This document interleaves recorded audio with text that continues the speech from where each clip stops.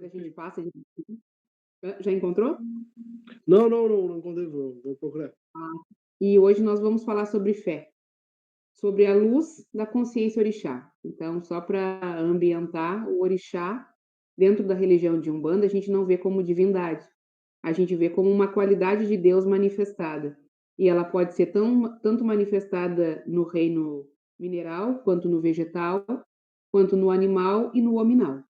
Então, o orixá, ele é onipresente, ele é visto em todas as coisas. E hoje a gente vai falar sobre duas consciências orixás, que são qualidades de Deus que se manifestam em relação à fé. Pai Oxalá e Mãe Olossá. Então, iniciando por aí, a gente vai primeiro conceituar a fé, né? O que que seria fé?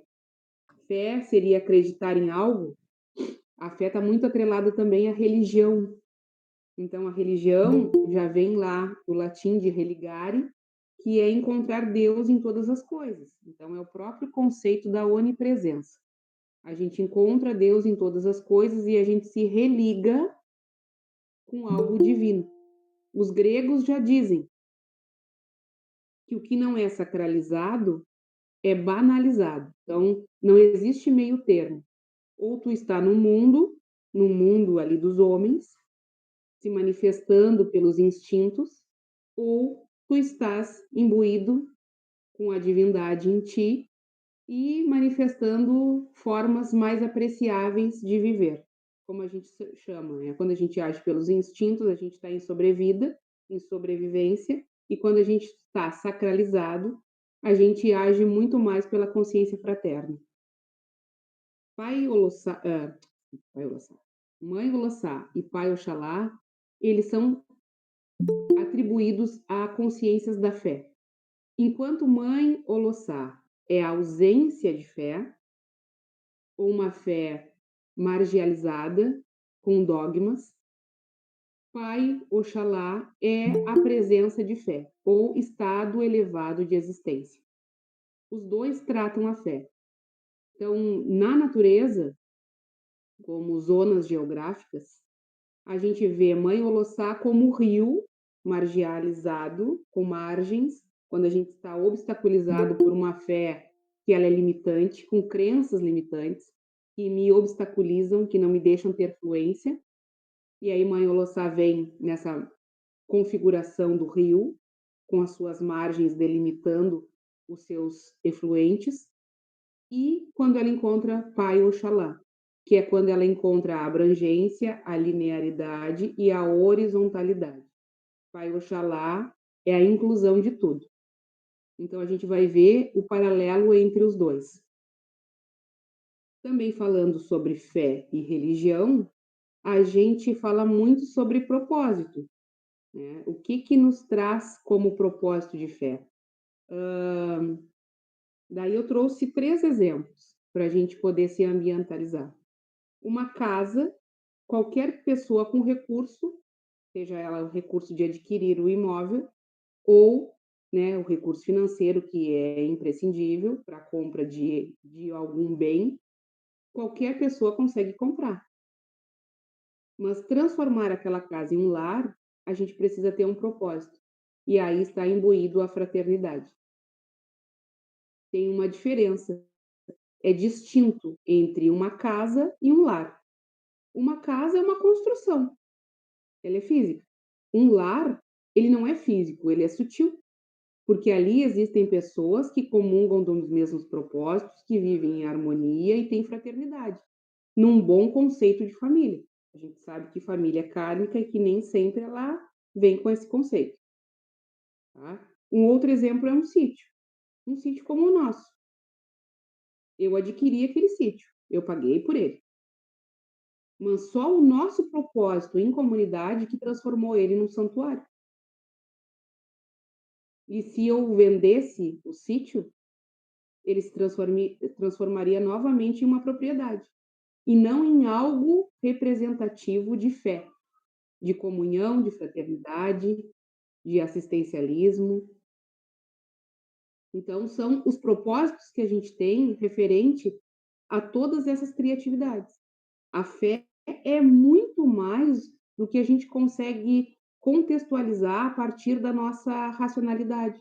Porque quando a gente raciocina sobre algo, a gente diz: "Ah, isso aqui é uma caneta", né. Então, para mim colocar um raciocínio lógico, eu sei, eu tenho que dividir as partes. Eu sei que ela tem uma tampa, ela é cilíndrica, a tampa normalmente representa a cor da tinta, só que fé, a gente não consegue raciocinar dessa forma, porque ela é muito mais abrangente do que algo tangível, palpável.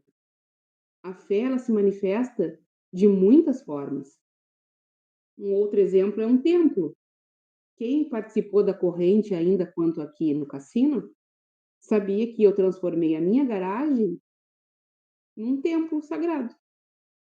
E que para muitas pessoas que vinham até aqui receber o conforto que a religião oferecia, via aquilo como um templo religioso. Quando a gente relocou a casa para o sítio, para o santuário, enfim, já manifestado com os elementos da fé, a minha casa, que era o templo, onde muitas pessoas vinham, se transformou novamente numa garagem, onde eu guardo meu carro, porque os propósitos mudaram. Então a fé está muito ligada ao propósito em que a gente coloca sobre algo. Por isso que a gente diz que muitas religiões elas são dogmáticas, porque elas estão envolvidas além dos propósitos com as idolatrias das imagens, com as idolatrias dos elementos, com os fundamentos de cada coisa. E aí depende muito do propósito que a gente vai se colocar em relação a isso. Então, um templo, ele pode se transformar, de fato, em um local de fé ou numa mansão. E um sítio pode se transformar num santuário e, dependendo do propósito, também pode voltar a ser um sítio. O local mudou? A geografia mudou? A conformação das pessoas que vão até lá mudaram? Não, não mudaram. Mudaram os propósitos em relação a algo que é material. Então, o algo material, ele independe da situação. O que se coloca de fato em relação à fé é o propósito. Se eu designar que aquele santuário, com aquela igreja azul, é a minha conexão com a fé, eu vou até lá e vou sentir, e vou ser retribuído, porque é algo sutil, não é palpável. Mas se eu não for dessa religião, eu for de uma outra religião, e eu enxergar aquele lugar como algo demoníaco, que prega inclusive o satanismo, eu vou criar uma repulsa e eu não vou querer passar nem na frente. Então são os propósitos. Enquanto Mãe Olossá é ausência de fé ou ausência de propósito, quando eu estou obstaculizada e margeada, eu crio dogmas para as minhas existências. Pai Oxalá é a abrangência, que enxerga a fé em cada propósito divino, em que o amor manifesta a humildade e a humildade manifesta a fraternidade.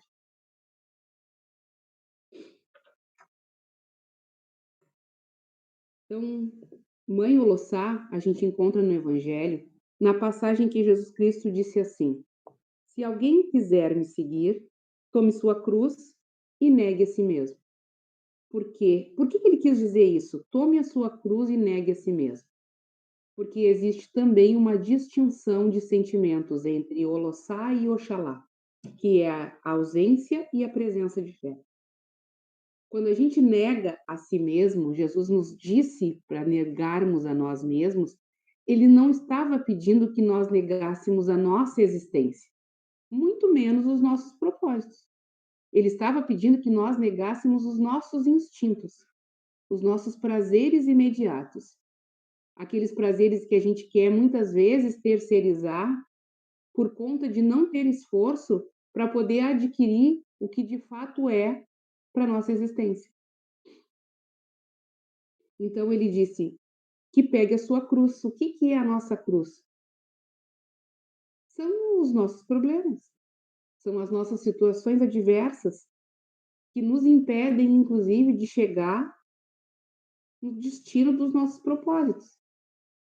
Falando em deslocamento, muitas vezes, e a gente sabe o quanto é difícil da gente se deslocar fisicamente, quanto mais consciencialmente, de chegar até o santuário. Vamos botar assim, uma distância razoavelmente distante.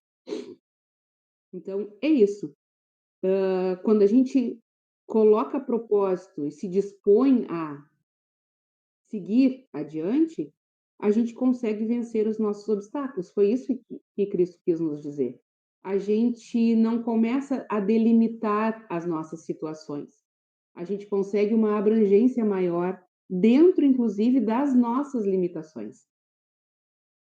Pai Oxalá, a gente evidencia dentro do Evangelho quando Jesus Cristo, amai-vos uns aos outros, porque ele disse que os seus discípulos seriam aqueles que amariam uns aos outros. E não só os amiguinhos, não. Porque amar os amiguinhos é muito fácil. Ele ainda ressaltou: amai-vos aqueles que vos maldizem, aqueles em que são difíceis de conviver. Então, Jesus também deu essa ressalva. E aí ele colocou um ponto ainda de referência. Não mais amai o teu próximo como a ti mesmo. Porque isso é um estágio inicial de amor. Amar o teu próximo como a ti mesmo é um estágio inicial. É uma série inicial para a gente aprender a amar. Porque se a gente não sabe amar a si próprio, seria essa referência, como é que a gente vai poder amar o outro? Para poder amar o outro, a gente tem que ter amor próprio. E muitas vezes a gente não tem. A gente tem referenciais distintos do amor próprio. Que muitas vezes a gente confunde amor com apego. Apego está atrelado ao instinto. Amor é abrangente, é liberdade. Ele disse: amai-vos uns aos outros assim como eu vos amei. Então, ele já deu um estágio avançado de amor, que nós chamamos dentro da teologia de ágape, que é o engajamento caritativo, ou bondade engajada, que é a união de amor, no sentido de não mercadoria, não barganha, amar em um único sentido, fluxo, humildade, no sentido de não se sentir melhor nem pior do que ninguém, pelos títulos em que a gente conseguiu adquirir, e fraternidade, que é olhar o sofrimento do outro e manifestar a nossa ação para que aquilo acabe. Então, quando Jesus Cristo nos deu esse estágio avançado, fez esse pedido avançado, e ele ainda referenciou um novo mandamento vos dou, que amai-vos uns aos outros assim como eu vos amei, ele elevou o padrão de relacionamento, de amor. Porque Jesus nos deu tudo e não pediu nada em troca. Muito pelo contrário. Ele quis aliviar o carrego dos seres que estavam sobre a terra, para que a gente não adquirisse tanta hereditariedade de dor, sofrimento e pecado. E aí ele mesmo se imolou, dizendo que ele não precisava daquele corpo para se fazer presente entre nós. Dito isso, ele cumpriu a promessa. Tanto é que ele está hoje, até hoje, 2025 anos, desde o seu nascimento, um pouquinho menos, porque ele entregou o corpo, os seus despojos mortais com 33 anos. Ele está até hoje junto de nós, através das nossas ações, através das nossas palavras, através do nosso pensamento, através da nossa oração, que é a nossa comunicação com o Pai, através da oração em que ele nos ensinou. E isso, fechando esse conceito de fé, é fé.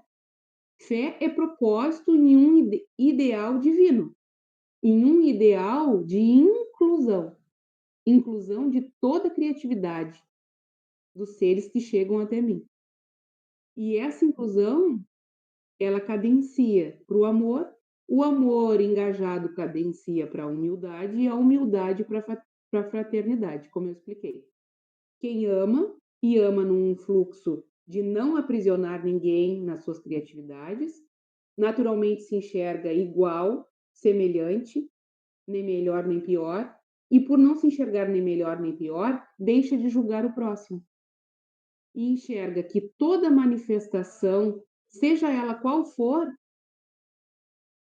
se mal-vinda, se depreciativa, é sofrimento latente no outro e carência, necessidade de ser afagado.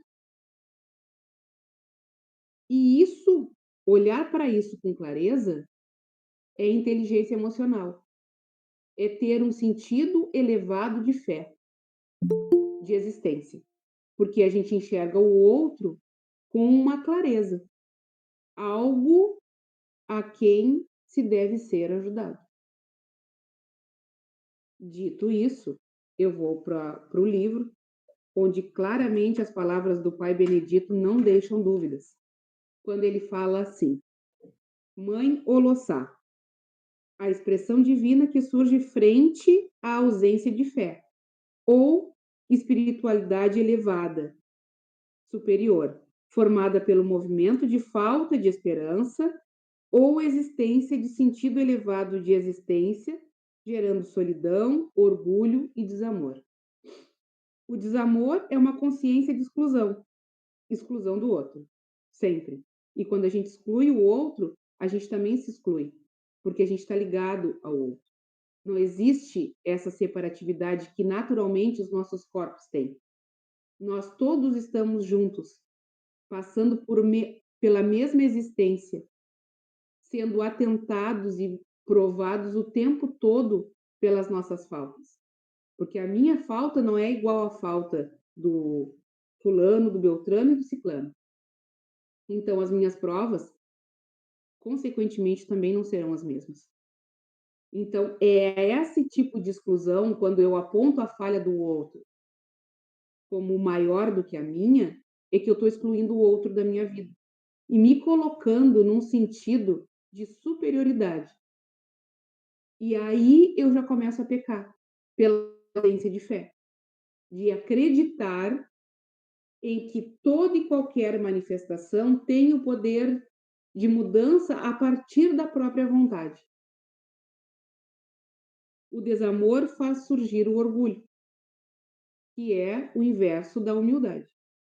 O olhar que vê o conjunto da humanidade e da vida na Terra como algo sem importância, o outro como algo a ser utilizado a seu benefício ou mesmo como algo dispensável. Não me traz benefício, eu não preciso. Então, eu dispenso. Eu só retenho perto de mim pessoas em que vão me ajudar de alguma forma. Vemos a todos como estranhos, repletos de defeito e ciclicamente atentando contra a nossa sublime integridade. Mesmo cercado de pessoas, nos sentimos sós, porque nos isolamos do contato verdadeiro com as pessoas. Não vemos nem o sofrimento e nem a felicidade do próximo. A solidão faz surgir a falta de esperança ou a ausência de sentido elevado na existência. Não temos sentido para a vida, independente das atitudes laborais ou religiosas. Lutamos para sobreviver, para vencer o dia, para poder sanar nossos desejos. Por mais simples ou complexos que sejam, nunca estamos satisfeitos. A felicidade vem e vai e nunca sentimos ela. Eu lembrei agora com essa fala, com esse trecho, de uma instrução da Dona Rosa Vermelha. Quem foi no trabalho agora sábado teve ciência do que é trabalho de Bombogira e de Exu dentro da nossa casa, que eles são esgotadores da negatividade. Então a Dona Rosa falou com um dos nossos irmãos, assim, que o agente externo, ele só potencializava a dor que já existia. Não era ele que causava. Ele não era o causador, ele só era o potencializador, porque a dor estava ali. A dor existia, apesar do evento, porque trocava-se o evento e a dor existia. E a dor existia antes do evento acontecer. Então, Se a dor existia antes daquele evento e continua existindo e existirá a partir de um outro novo evento, é porque aquela dor estava ali, só que não estava sendo olhada, não estava sendo cuidada e nem tampouco esgotada. E muitas vezes a gente não sai dessa zona de conflito porque a gente já se acostumou a lidar com esse tipo de sentimento, que é a solidão desamorosa, é a exclusão do outro e de parte de mim, que é uma parte em que eu não aceito. E quando eu não aceito uma parte de mim, quando eu não me enxergo realmente quando eu sou, eu crio uma figura mítica para dizer para o outro como eu sou, para que o outro me enxergue a partir do que eu digo e não de que realmente eu sou ou faço. E isso é muito transitório, é muito volátil. Isso é algo que, entre quatro paredes, causa dor e sofrimento, porque eu não consigo sustentar esse personagem por muito tempo. Eu mascaro a minha dor. Enquanto eu mascaro a minha dor, eu não a trato com respeito, com cuidado e com a segurança que é necessária quando a gente enxerga algo que precisa ser mudado e a coragem eminente, imbuída de força de vontade para mudar aquilo. Muitas vezes eu conto uma historinha de mim mesmo e eu passo a vida inteira contando. Só que quando eu estou sozinho comigo, eu não sou uma ótima companhia, porque aquela dor perturba, inclusive, o meu campo mental. E aí a gente entra para falar sobre a falta de esperança ou a ausência do sentido elevado de existência, que faz surgir a ausência de espiritualidade elevada ao fé, que é aquele vazio existencial. Eu posso estar em casa com toda a minha família ou no grupo religioso com todos os meus irmãos e eu não me sinto plenamente completa. Eu tenho dentro de mim um vazio existencial que nada supre. Se nada supre fora, é porque o vazio é a ausência de mim mesmo. Eu não me reconheço como parte de mim. Eu estou dividida. E quando eu estou dividida, o próprio nome já diz: diablo, dividido em duas partes. Eu não estou um com a unidade. Eu não estou um com essa consciência elevada de existência, que é potencialmente criadora de tudo e, por ter criado tudo, tem consciência e ciência de toda a sua criação, que é o que a gente chama de onipotência e onisciência. E quando eu tenho e sei que Deus é o criador de todas as coisas, ele está presente em todas as suas criaturas. Então aí a gente também enxerga a onipresença. Eu não sei se eu estou falando muito rápido, se eu estou conseguindo me fazer claro. Mas para falar de fé, ausência e presença, a gente tem que contextualizar vários quesitos. Mãe Olossá é a orixá que nos leva a ver a espiritualidade ampla, um sentido para a nossa existência. Ela está representada e assentada nos rios que desembocam nos oceanos. Os rios autocentrados e as visões estreitas com margens delimitadas pelos acontecimentos aleatórios da vida, desembocando no oceano da espiritualidade elevada de Pai Oxalá, no mundo de unidade, de abundância, de grande profundidade e vida, de pluralidade, de valores elevados e com sentido. Mãe Olossá nos ajuda a ver a passagem rápida dessa encarnação, que como um vulto em questão de algumas décadas, caso não desencarnemos antes, passa a ser apenas uma memória ou lembrança longínqua.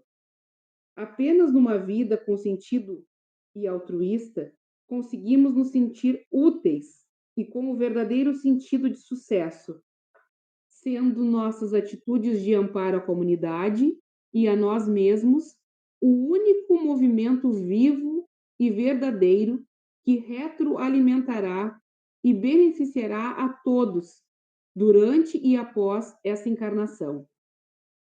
O único modo de uma lembrança ou memória virar um exemplo, uma forma de benefício que passou e quem sabe continuará agindo em benefício da humanidade e de sua família terrena como um todo. Que nossos rios possam desembocar no mar, onde a profunda satisfação, a aspiração e engajamento pela paz e bem-aventurança de todos sejam o significado da palavra existência. Então, Mãe Olossá é essa condição em que a gente se encontra em vazio existencial, que a gente não faz nada com um propósito altruísta. A gente está autocentrado, obstaculizado pelas nossas margens, que são os nossos dogmas, as nossas crenças limitantes, e a gente busca fazer tudo que nos traga benefício. Benefício imediato. A gente participa de um grupo religioso porque a gente se sente segura lá. A gente participa de um grupo religioso porque a gente quer estar engajada com outras pessoas. A gente participa de um grupo religioso porque a gente quer ser enxergado assim para a comunidade. Mas e qual é o real significado de estar num grupo religioso? Se for por todos esses outros eventos que eu mencionei, o vazio existencial ainda continua nos machucando. Se eu estiver lá com o propósito de me fazer bem, intimamente, nas minhas energias mais sutis, que não estão atreladas aos meus instintos materiais, e fazer bem para alguém, se eu conseguir elevar uma pessoa que seja, melhorar a vida de uma pessoa que seja, um pouquinho só, todo mundo, todo o grupo, toda a nossa família, toda a humanidade cresce junto. Quando uma pessoa sobe, todos sobem. Quando uma pessoa cai, todos caem. Nem que seja um pouquinho. E quando a gente se enxerga junto com o todo, a gente enxerga esse movimento de subir e descer. Com isso, a gente encadeia para Pai Oxalá, que é a expressão divina que surge frente à presença de fé. Enquanto Olossá era ausência, Oxalá é presença. Ou espiritualidade elevada formada pelo movimento de esperança. Esperança não é no sentido de esperar, e sim no sentido de acreditar. Acreditar que existe algo maior do que eu, do que vocês, do que a nossa individualidade. Existe algo maior que une os nossos propósitos. Acho que tem alguém querendo falar. Pode abrir o microfone e falar, me interromper. Fique à vontade. Ou presença no sentido elevado de existência. Fraternidade, humildade e amor. O amor é uma consciência de inclusão, inclusão do outro. O amor faz surgir a humildade. O olhar que vê o conjunto da humanidade e da vida na Terra como algo mais importante do que a mim mesmo, o outro como algo a ser respeitado. Vejo o próximo como algo precioso. A humildade faz surgir a fraternidade. Vejo a todos como irmãos e irmãs que devem ter seus sofrimentos aliviados e cessados, suas felicidades cultivadas e multiplicadas. E a fraternidade faz surgir a presença ou esperança de sentido elevado de existência. O sentido de minha vida independe das atividades laborais ou religiosas. É ser feliz e sofrer menos.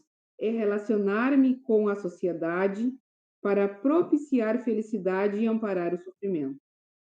A presença de esperança ou de sentido elevado de existência faz surgir a presença de fé ou espiritualidade elevada superior.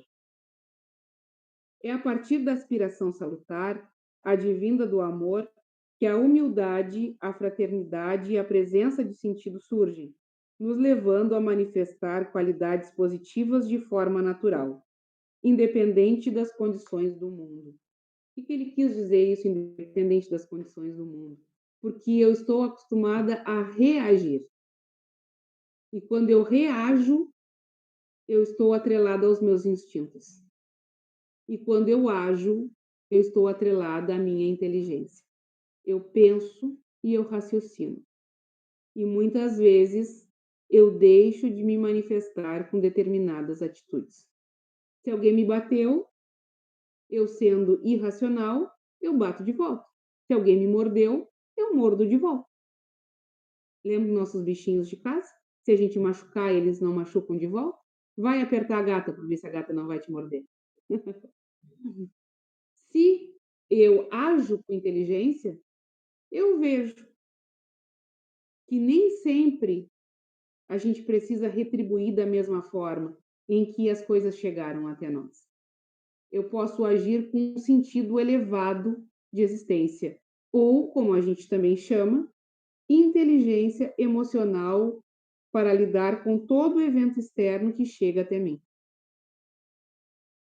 Pai Oxalá abençoa cada segundo do nosso dia e da nossa noite, porque é na presença da fé, de saber que tem algo maior regendo todos nós, que se eu tiver um propósito validado e sacralizado, eu estou por um bom caminho, um caminho em que não vai me colocar em ciladas. Ele abençoa o nosso dia, a nossa noite, porque em vigília ou em desdobramento do sono, o meu propósito ele não se altera. Se eu tenho a condição e o interesse de fazer bem pelo outro sem ser retribuída ou elogiada, eu dormindo ou acordada, o meu propósito ele não se altera. Eu vou desdobrar do meu corpo, o meu corpo vai soltar o meu espírito e eu vou continuar com o mesmo propósito, tentando ajudar os outros, só que de uma forma muito mais sutil. Talvez alcançando, inclusive, de acordo com o meu desenvolvimento, outros campos de maior necessidade, com pessoas de maior necessidade, com seres desdobrados ou não, de maior necessidade. Ele traz em si, Pai Oxalá, falando nele ainda, a síntese da espiritualidade elevada, da cosmoética da vida com sentido, pois se baseia em viver em harmonia e para trazer benefício a todos, fazendo-nos regozijar com o bem que há no mundo, com todas as coisas que há nele. É o Pai Orixá da fé ou da espiritualidade elevada. Mesmo se vivermos atribulados, caso tivermos a aspiração de realizar a caridade, palavra que resume amor fraterno engajado ou bondade engajada, temos uma vida cheia de axé. Nossa felicidade passa a vir do que trazemos ao mundo e não o que pegamos dele. Então, nossa felicidade passa a vir ao que trazemos ao mundo e não ao que pegamos dele. Ou seja, a gente dá um outro sentido de existência para a nossa vida. A gente eleva os nossos propósitos de um prazer mundano para um prazer divino, sacralizado. A gente começa a dar importância para tudo que é permanente e que não se acaba com o tempo. Porque tudo que tem começo, tem meio e também tem fim, é perecível. O corpo físico é perecível, a minha caneca é perecível, a minha caneta é perecível. Tudo que tem começo, teve meio, teve fim, é perecível. Nós, o nosso corpo físico, ele é perecível. O nosso espírito não. A gente não sabe quando ele começou. Então, provavelmente, ele jamais terminará. Então, o que mais importa para que a gente possa cuidar? É o nosso corpo ou é o nosso espírito? O que precisa de fato ter maior zelo e cuidado? Com o nosso espírito. Porque é ele que vai a partir do quando o corpo fica. Fé não tem denotação religiosa, ou sequer é sinônimo de acreditar, de esperar por algum retorno divino, ou de acreditar cegamente. Essa é uma visão configurada que vemos na predisposição cultural popular, judaico-cristã e protestante. Ser movido por fé é ser movido por algo elevado, uma consciência de aspiração divina, de esperança. Esperança é uma virtude divina, a união de perseverança e crença virtuosa. Nada tem a ver com a ação de esperar por algo. Esperança é um posicionamento de aspiração e atitude consciencial elevada. A partir de Pai Oxalá, regozijamos pela fé ou espiritualidade elevada em nós, no outro e no mundo. Pai Oxalá e Mãe Olossá. Duas consciências de aspiração.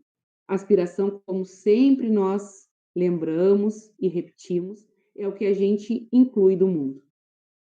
Então, tudo que a gente olha hoje em dia, se a gente sacralizar, aquilo passa a ter um conceito de fé, uma existência, um propósito. Se a gente mundanizar ou banalizar, como falam os gregos, aquilo passa a não ter um propósito e nem, portanto, uma existência de fé presente. A fé se torna ausente. Então, agora eu abro. A gente tem 20 minutinhos ainda. A gente apurou para mim não falar a 1 hora inteira. E eu abro para as nossas contribuições. Inclusive, contribuições de fé, sejam elas atreladas à religião ou não, como nós vimos agora que uma não está ligada à outra.